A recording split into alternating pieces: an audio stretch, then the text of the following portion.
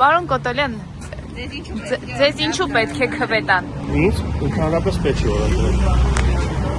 Որտեղ ես չեմ առաջադրվել։ Իսկ դուք հանուն ինչի պետք է հիմա գնաք ընտրության, հանուն ինչի եւ ում եք ընտրելու։ Չեմ կարող ասեմ ում եմ ընտրելու,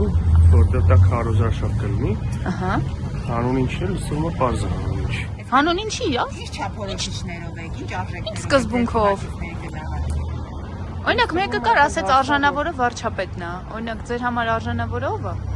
Մի հոգի չի, իմ համար մեր թիմակիցների մեծամասնությունը, եթե ոչ բոլորը արժանավոր մարդիկ են։ Ցուցակում ընդգրկվածները ամենայն դեպս բոլորը արժանավոր մարդիկ են, ովքեր կարող տեղ գտնեն մեր ազգային ժողովում։ Այդ 50-ն եք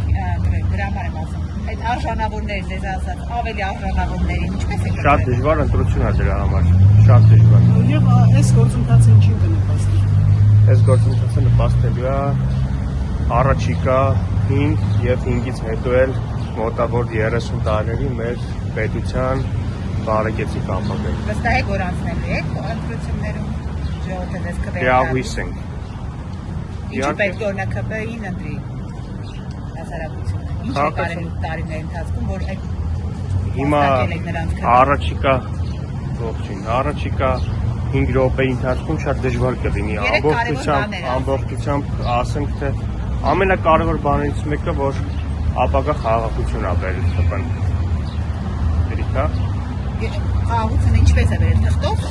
Թղթով խաղաղություն դեռ չկա, պարոն Կոտոլյան։ Թղթով չէ, փաստացի, հակառակը փաստացի վերջի 2 տարիների ընթացքում դուք որևիցե խնդիր տեսել եք սահմանային թե ոչ։ Ի համեմատ նախորդ 30 տարիների օրինակ իհարկե տեսել ենք։ Ու ես լիահույս եմ, որ նույն ձևով շարունակվելու է։